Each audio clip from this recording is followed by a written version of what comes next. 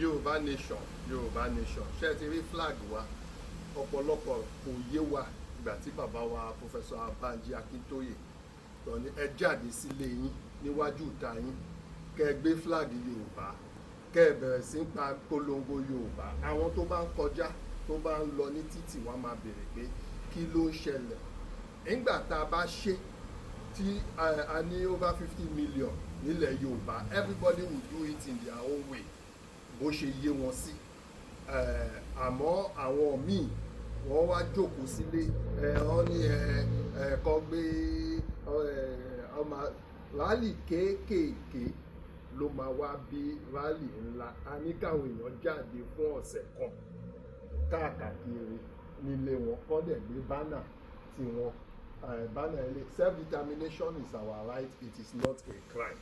Kẹ́ẹ̀dẹ̀ kọ Yorùbá anthem kẹ́ẹ̀kọ́ kí gbogbo ayé gbọ́ kí ayé rí. Tẹ́ bá dẹ̀ ti ṣe kẹsẹ́ẹ̀lì fídíò sí Koiki Media, World Media àti Yoruba Nation Radio TV. Nǹkan tí bàbá wa Banji Akintoye sọ bẹ́ẹ̀ tí gbogbo wa bá ti ń ṣe bẹ́ẹ̀ lọ àwa máa bí sí àwọn míì ẹlòmíì ó máa fẹ́ ṣe tí ẹ̀ kó tún ga ju ti ẹnì kejì ẹ̀ lọ. Bàbá ṣe ń bí sí a ní ó máa build díẹ̀díẹ̀ títí gbogbo wa fi wá congregate síbì kan tó máa wá di ńlá tá a máa wá ṣe mega rally ńlá. Àmọ́ kò yí àwọn èèyàn fẹ́ ká ṣe bá ti ṣe tẹ́lẹ̀ kí gbogbo wa kàn já gbúdúgbúdúgbúdú síbì kan lọ́jọ́ kan tó bá dẹ̀ ti wá di alẹ́ gbogbo wa ti tún padà sílé. Àmọ́ a ní eriwé lè kò pani lára àṣẹ tún mobilize ẹnì kankan èèyàn ṣẹ̀ tún wá owó mọ́tò ó lè jáde sílé ẹ kó gbé flag Yorùbá dání ó lè gbé placard ẹ owó tó o bá tẹ̀lé ṣe lè bó ṣe cardboard ló lè kọ́ sí kó lè kọ Yorùbá Nation là ń fẹ́.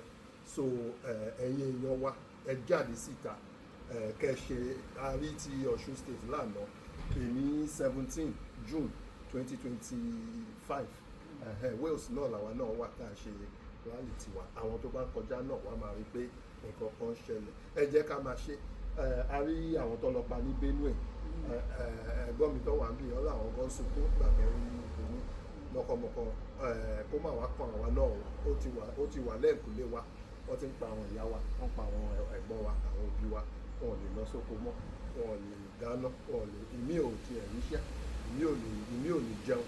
So ẹ jáde síta kẹ́ gbé flag yín kẹ́ wọ white nílò wọ white a ní white ká má sọ pé wọ́n ṣe wá tẹ aṣọ èmi náà ní Yorùbá Nation kan tẹ logo púpọ̀ sí ẹ mo ní white lásán ẹ wọ̀ kẹ́dẹ̀ ṣe fídíò yín kẹ́dẹ̀ send ẹ̀ sí wa ká fi hàn gbogbo àgbáyé díẹ̀ bẹ́ẹ̀ yẹn ló máa wá ga sí tí àwọn èèyàn á fi rí pé yes so àwọn people yìí o lóòótọ́ ni wọ́n fẹ́ Yorùbá Nation kì í ṣe pé àhesọ. So ìyẹn jẹ́ nǹkan tí mo lè sọ. Ṣé ẹ ní nǹkan kan tẹ́ fẹ́ sọ? Ok ẹ ṣé gan Ọlọ́run wà pẹ̀lú wa. Cut.